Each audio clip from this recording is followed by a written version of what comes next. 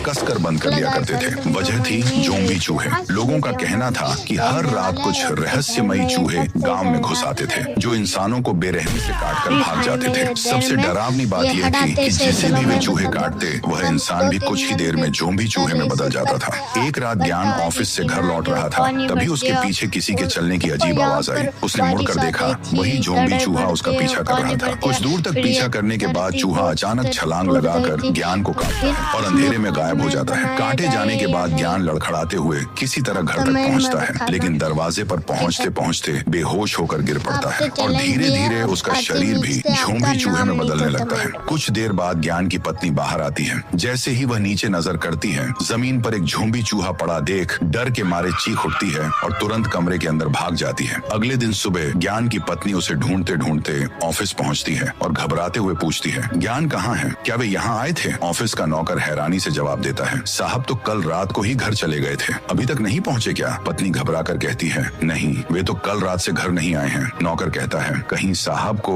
उस ज़ोंबी चूहे ने काट तो नहीं लिया? यह सुनते ही पत्नी को पिछली रात का दृश्य याद आ जाता है, जब वह खाना बना रही थी और बाहर से ज्ञान की आवाज आई थी। लेकिन जब वह बाहर पहुंचकर देखा, जमीन पर सिर्फ एक ज़ोंबी चूहा पड़ा था। उसी पल उसे एहसास हुआ कि यह चूहा ज्ञान ही था। यह सोचकर वह फूट फूट कर रोने लगी। उसी रात पूरे गांव में अचानक एक तेज सफेद रोशनी छा गई और एक अजीब सी टेलीपोर्ट मशीन दिखाई देने लगी। अचानक उस मशीन से 4 ज़ोंबी चूहे बाहर कूद पड़े और धीरे धीरे गांव की ओर बढ़ने लगे। थोड़ी देर में चारों चूहों ने पूरे गांव में आतंक मचा दिया। वे घरों में घुसकर लोगों को बेरहमी से काटने लगे। किसी के मुंह से दहाड़ निकल रही थी तो कोई दर्द से तड़पते हुए चीख रहा था। पूरा गांव चीखों से कांप उठा। रात भर उनका कहर चलता रहा और सुबह होने से पहले ही वे चारों चूहे वापस टेलीपोर्ट मशीन में घुस गए और गायब हो गए। लेकिन जिन लोगों को उन्होंने काटा था वे भी धीरे धीरे ज़ोंबी चूहे बनते जा रहे थे। अगली सुबह गांव में हर तरफ सिर्फ डरावने चूहे ही चूहे दिखाई दे रहे थे। लोग जान बचाकर भाग रहे थे। एक चूहे से बचते तो दूसरा उनके सामने कूद पड़ता। उधर ज्ञान की पत्नी घर में खाना बना रही थी कि अचानक उसके कमरे में 3 ज़ोंबी चूहे घुस आए। कुछ पल बाद घर के अंदर से एक भयानक चीख गूंज उठा और फिर सब शांत हो गया। जब वह बाहर निकली तो उसकी हरकतें बदली हुई थीं और देखते ही देखते वह भी एक खूंखार डरावनी ज़ोंबी चूहिया में बदल चुकी थी। फिर एक दिन गांव में रायस्टार टहलता हुआ जा रहा था कि अचानक उसके सामने वही ज़ोंबी चूहिया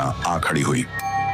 एक गांव था, नाम था सोहतगढ़। यह गांव बाहर से अंदर से उतना ही डर के साए में जी रहा था। गांव के लोग हंसते मुस्कुराते जरूर थे, लेकिन हर किसी के मन में एक ही खौफ छुपा था, कहीं बरगद की आत्मा फिर से जाग न जाए। गांव से थोड़ी ही दूरी पर एक सुनसान बंजर जमीन थी। उसी जमीन के बीचों बीच एक विशाल, घना और बेहद डरावना बरगद का पेड़ खड़ा था। लोगों का कहना था कि हर रात ठीक 12 बजे उस पेड़ के अंदर से किसी आदमी के